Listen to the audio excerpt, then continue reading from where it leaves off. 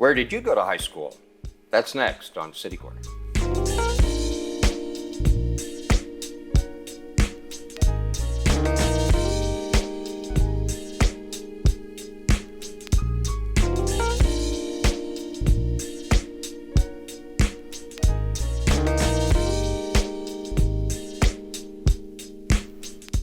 I'm Steve Potter, and welcome to City Corner. Well, it's a famous St. Louis question. Where did you go to high school? And I guess what better place to go to answer that than the library? Let's welcome our guest today. It's Waller McGuire. He is the CEO of the St. Louis Public Library, and welcome to City Corner. Thanks, Steve. We really appreciate you all being interested in the library. Well, I should say welcome back, because you were on the show once, but I'm not sure how long ago, 10 or 15 years? It's been a while, and I don't even remember what it was about at the time. It was probably very important, though. I'm sure. This sounds like such an interesting topic, and of course, St. Louis is famous for that question. You didn't grow up here, but you knew that, right? I have been here a long time, and St. Louis has almost accepted me as a native, not quite. But it's funny, I was in New York a while ago, and a New Yorker knew that St. Louis was famous for asking, where did you go to the high school? So, yeah, it's a big question. Yeah, I didn't go. Both my parents went here, though, so I certainly get it. Now, you're at the Central, your office, I guess, is at the Central Library. A little bit later, we're going to talk to Justin Struttman, and he's going to talk about the pollinator garden at the Central Library. That's been there a couple of years, I guess. It has. We've got the great Central Library, one of the great buildings of the United States, and it's unusual because it has space around it. The Gateway Foundation, which has put sculpture all over St. Louis, gave us a stunning sculpture, which many of you have seen, the butterfly sculpture by Valdez. It's an enormous thing that's at the side of Central Library and in one of the great architectural spaces of the United States. The cathedral across the street, the Episcopal Cathedral, the Shell Building, the Missouri Pacific Building, and then the library. What better background? So the land around that, we were really interested in putting in a pollinator garden to teach, to learn. It's one of the things that libraries do, and it's a beautiful thing. All right, well, let's talk about this exhibit. It is up until January, I think the first week of January of next year. And there was a Prom Magazine that probably a lot of people don't know about. Yeah, a lot of people do. I've been surprised, but yes, there was a magazine published in St. Louis called Prom. It was published from the late 40s, 47, right after the war, up until the mid-70s. And its tagline was about the youth of St. Louis, primarily about high school, teenagers, fun games. It began as kids having a good time after the war, and it turned into quite a publication. It was really remarkably done, has a lot of history in it. So we've got a great collection of it, and we decided to make it available. So this really just documents the high school experience in St. Louis during those few decades? Right. Unusual in that they made an effort to be in every single high school in St. Louis, parochial, public, and it's the region. It's not just the city.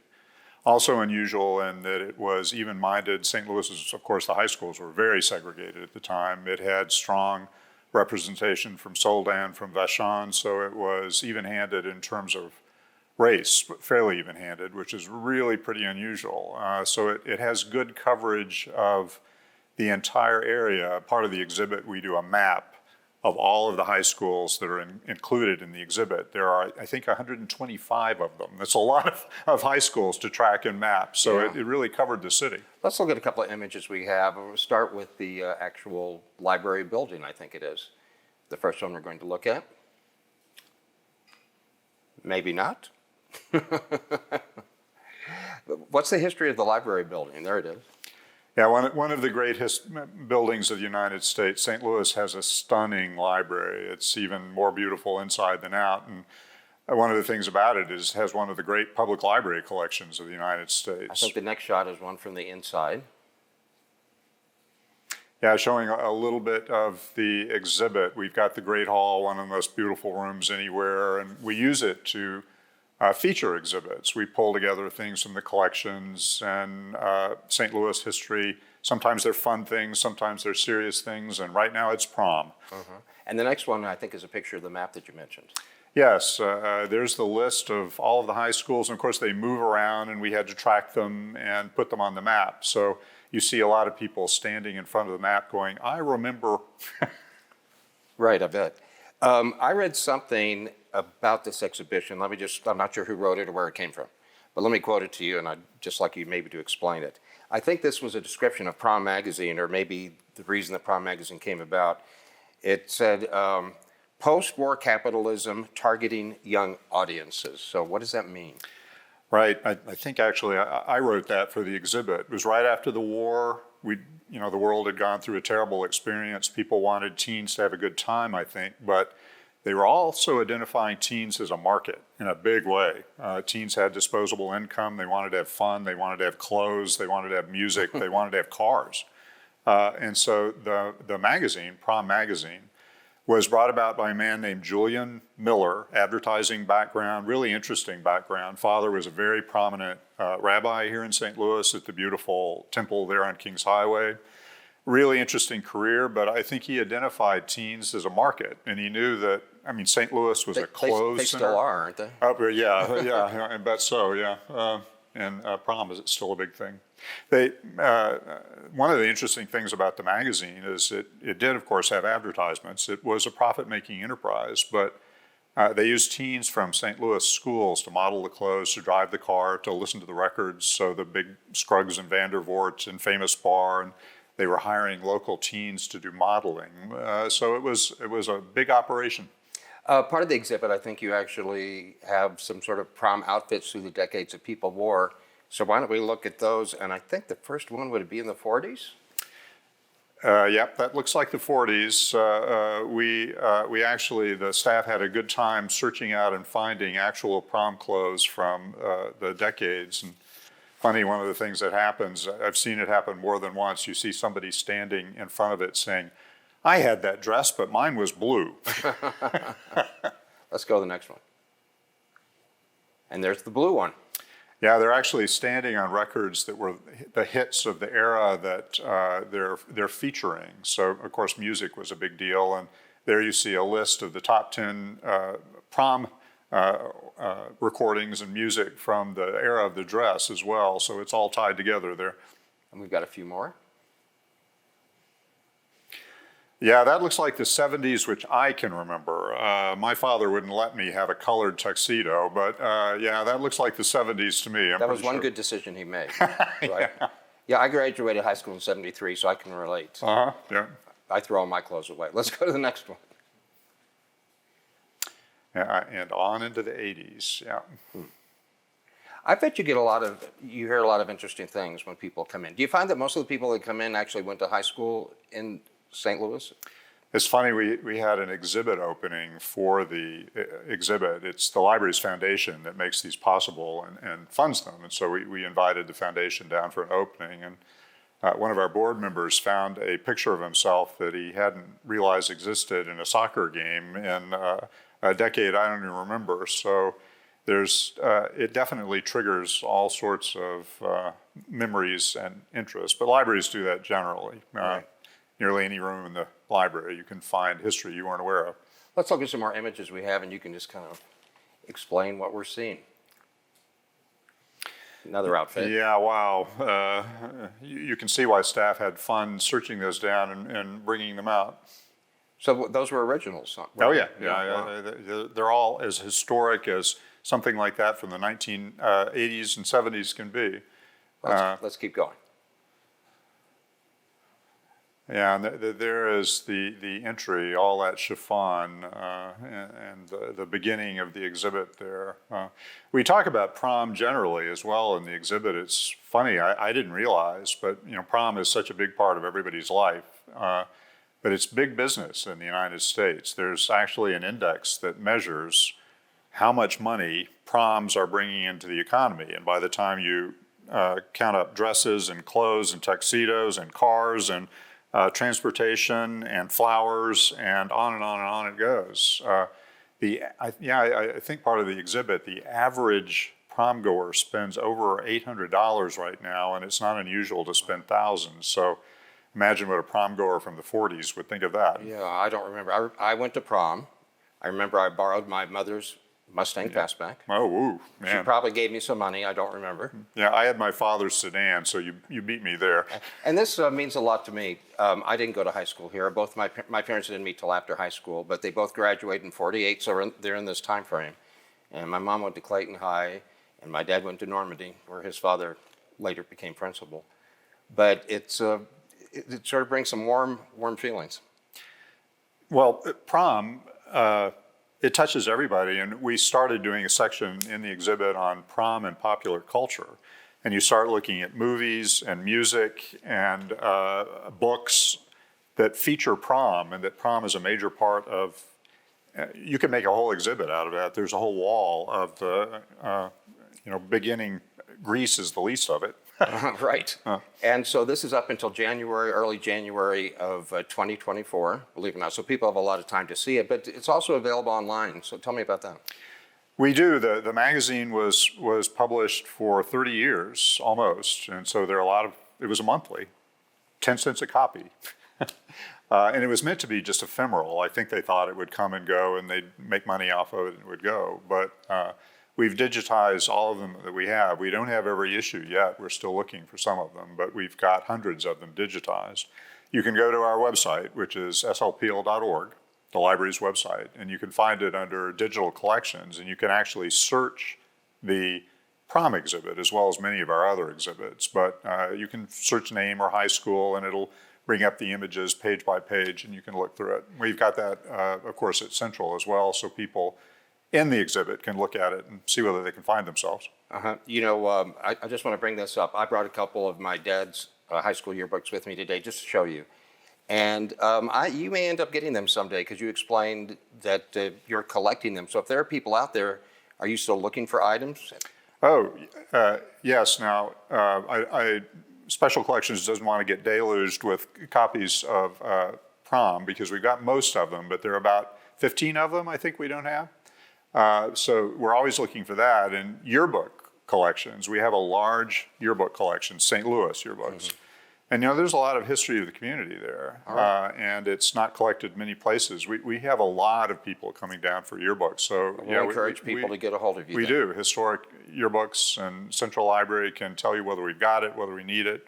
Love to have it. What we don't look for is National Geographic. So if you've got every copy of National Geographic in your garage, that's wonderful. You can keep them. They're in my basement. Okay. Well, Waller, thank you so much. We're going to take a little break. When we come back, we're going to find out about the pollinator garden down at Central Library. It's a great thing. Thank you, Steve. Appreciate So that's Prom Magazine. Where did you go to high school? Running through January 7th of next year at the Great Hall at the Central Library downtown on Olive. Waller McGuire, thank you so much. Appreciate you having me. And we'll be back with more City Corner after this.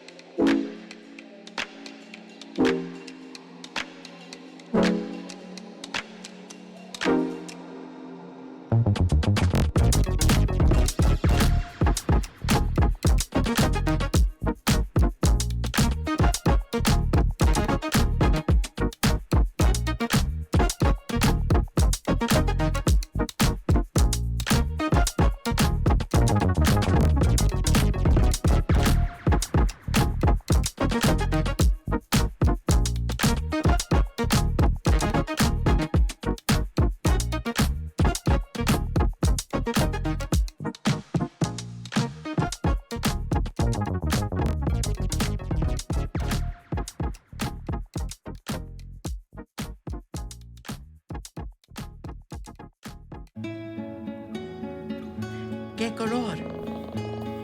Perfecto, mijo. Gracias. Thank you. What's wrong, mijo?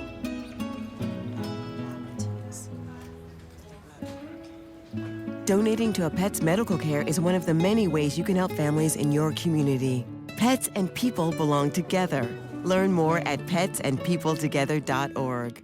What I love about St. Louis is the 79 unique neighborhoods nestled into 108 city parks, including Forest Park, which is actually larger than Central Park in New York, and of course, the beautiful Tower Grove Park where I'm at now. Oh, the St. Louis Blues. We've got the St. Louis Surge, two-time WBCBL champions. We've got Harris Stowe, WashU, St. Louis University, and of course, the 11-time World Series champion, St. Louis Cardinals. So come experience St. Louis. Visitors and residents love the St. Louis Zoo because it's free. There's a train, a carousel, opportunities to make new friends, and plenty of fun learning experiences with the animals 363 days a year.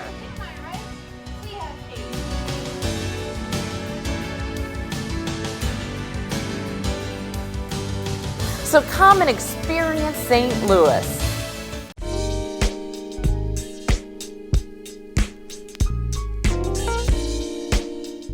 I'm Steve Potter, and welcome back to City Corner. Justin Struttman is the Chief Operating Officer of the St. Louis Public Library, and he joins us now. Justin, nice to meet you. Nice to meet you. Thanks for having me. You bet. Well, that was an interesting segment we just did with Waller McGuire about the prom exhibit. So you know what I have to ask you. I think I do. Where'd you go to high school? The funny thing is, I literally went across the street From this building? from this building, St. Louis University High, Junior Billikens. Uh-huh. Why do you think that's a St. Louis thing? Do you have any clue on I think it just automatically allows people to understand the network within which you roll. Mm-hmm. Right. We're going to talk about this pollinator garden that's been at the Central Library for a couple of years and it's kind of been developed, and you have a lot to do with that. Before that, though, just explain, because the prom exhibit is at the Central on Olive downtown, and that's where you are and everything. But the St. Louis Public Library encompasses a whole lot more than that. There are a lot of branches. Can you kind of give me an overview? Correct. We have, including Central Library, we have 16 public libraries I throughout. didn't realize it was that many. Right. So, 16. correct. All in St. Louis County? All within St. Louis City. All in the city. Correct. So we always score very high on literacy rankings because of our library system here. Why? What makes it so good? Well, the people of St. Louis support us really well through taxes, which we then turn into the services that are provided throughout. I'm just wondering what your opinion about libraries. You know, you think these days, I just had this impression, like I grew up, I would go to the library to hang out and to sit there and read. And I'm surprised that happens anymore. Has that been a challenge for you? You know, libraries are used for so many things. Clearly, we have books. People know us for that, right? But we have reservable computers. We can check out hotspots. We can check out Chromebooks. People use our meeting space. They use our gardens, our outdoor space. We have concerts. We have other programs. Really, we have all kinds of things that pretty much anyone throughout our community can come. Some people just want to come in and get cool. So libraries are going to survive. That's kind of what I was getting at. I think libraries are doing quite well, and we're poised for continuing well into the future. Okay, good. Well, let's start with this pollinator garden. Number one, why a garden in a library? Where did that idea come from? Well, I think we need to go back to the installation of the Manolo Valdez mariposas, or butterflies, sculpture. Explain what that is. So that is this incredible sculpture. We're going to have some images on the screen here in a moment. It was designed by a Spanish sculptor, There we are. Spanish artist. What are we looking at here? So right there is what we had to do to make this all work. We have a 31-foot concrete pier going down into the ground, and that's the base, the granite base that's been set up for it. Uh-huh. That's for the installation of the sculpture. For the installation of the sculpture. Here you can actually see it done. This is where the installation was all in this just grass lawn area, which is kind of the inspiration for the garden. Uh-huh. And there's the sculpture itself. Yep, brought in by what's the cranes. story behind that, where it came from and why it's there? So that was brought to us by the Gateway Foundation. Waller McGuire, who was just on, worked with them to bring that to St. Louis. I know it was shipped on crates across the Atlantic from Spain, and was a heck of an installation. That's all from April 11th, 2017, those images. Wow. And so was there an idea to have the garden at this time, or did that come later? Yeah, so when we put this in, we noticed clearly that there was this lawn area, and we have these beautiful butterflies, right? And they would not really... In the sculpture, you mean? In the sculpture, yeah. Correct. In the 30-foot headdress of the sculpture. And that it wasn't consistent. That's not a place where butterflies would ever be. They wouldn't go to concrete lawn area.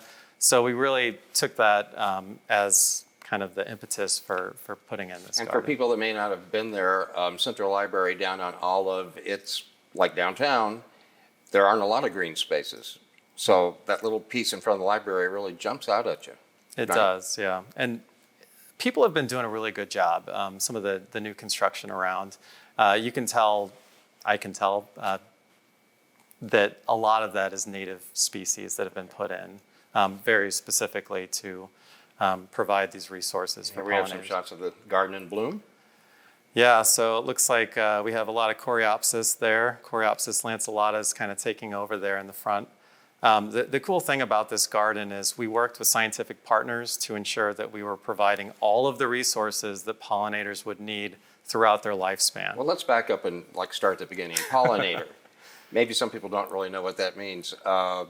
That's why insects and animals are alive, kind of? Typically, it's a group primarily of invertebrates, a lot of insects, but there are mammals. I went to a talk recently at the zoo about bats as pollinators. So all kinds of things can be pollinators, but yeah, primarily when we're talking here, we're talking about bugs. And pollinating means propagating the different species. It means moving pollen from one individual flower to another. And what does that do? It allows them to reproduce and allows them to provide diversification of kind of the DNA that's going between all of them. Mm-hmm. This is a great picture on the screen right here. You can see that's a bombus, a bumblebee, and that's on one of those Coreopsis directly in front of this sculpture. I was wondering, if you had an urban area like St. Louis downtown and there was not one garden, would there be any bugs? Not the ones we want. Some find a way, but yeah, as far as butterflies, bees, which, I can't stress how important these are for our entire ecosystem. Explain that a little bit.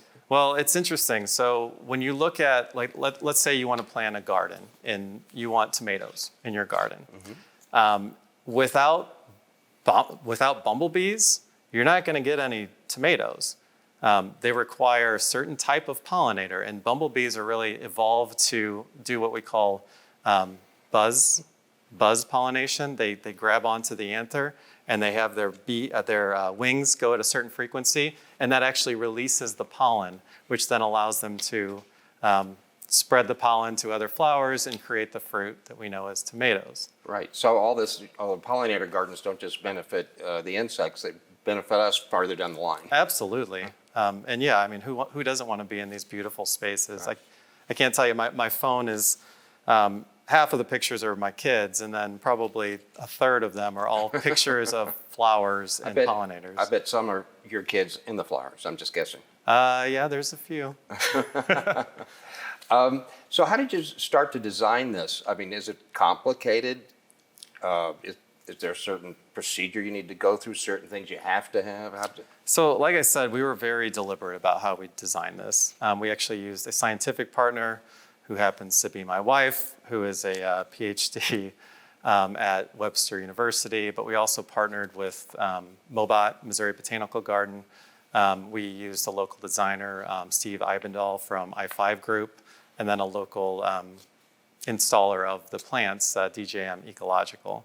So all of those groups had to come together, and we wanted to come up with something that looked nice, mm-hmm. right? It had to look nice because it's at this beautiful central library or on this beautiful building. And as you can see, I think we succeeded. Oh, yeah. But we also, again, wanted to make sure that we had resources throughout the year. These flowers are blooming at various times throughout the year. You have to provide water, a water source. So we have what we call a pollinator drinking fountain is part of this. But you also need some bare space, and this is really important. When you say bare space. So some space that you haven't planted and isn't just mulched over. This is really important because so many of the native pollinator species are ground nesting. And I gotta tell you, I was at the garden today trying to get inspiration before we came and talked about it today. And I saw very clearly 2 different species that were in the bare ground nesting. When you say bare ground, you're just talking about dirt? I'm talking about dirt. That's where they live. So you purposely leave exposed dirt, earth, Correct. around the garden? Yeah, and these ones were just literally right by the stepping stones. So I encourage you, if you come visit and you go through the stepping stones, please stay on them. Don't hurt our pollinator friends. Right. So I guess the pollinator garden must be open 24 hours a day? It is. Yeah, we don't close the outside. We don't encourage people being there too late at night, but yeah, it's something that changes throughout the day. And I mean, clearly, like, for example, one of the species that we have, oh goodness, there's my daughter going through. Like you were right, there are pictures of both. But one of the species we have is called Enothera macrocarpa, or the Missouri evening primrose. And that opens primarily in the evening. If you come in the evening, you'll see it open. And if you come in the morning, you'll see it open. Beautiful flower. And it is pollinated by moths. So go ahead. No, I'm just saying it does demonstrate that you're going to see different things at different times of the day, and certainly different times of the year. We're just about out of time, Justin, but I wonder, there are other pollinator gardens around town. I'm assuming they could be very different. What makes yours special? So that sculpture has to be part of it. Yeah, no, I'll just say that we were really deliberate. This is a demonstration garden. We wanted to show what was possible. So we didn't use any pesticides, any herbicides. We wanted to use only native species. You don't have to only use those. It's just that those ones are the ones that we focused on for this. So if you want to work in some non-native species because they're beautiful, you can do that. The one thing I'd say is maybe stay away from hydrangeas unless you're going with the native one. I know that's a very popular flower. You should see my garden. Very beautiful, but I don't know if you knew this, those are sterile flowers. So they don't actually provide any resources for pollinators. So something to consider. They also attract deer in my garden, which is not a good thing. Something will always, yeah, we have rabbits, so I understand. Well, I want to thank you so much for, Justin. It's good to know that a library is more than just books. And between the prom exhibit and this, that proves that. Justin Struttman, thank you so much for joining us today. I appreciate it. Thank you. It's the St. Louis Public Library. You can enjoy it inside or outside. It's at 1301 Olive Street in downtown St. Louis. And go to their website and you can find out more about everything. I'm Steve Potter. Thanks for joining us on the City Corner. We'll see you next time.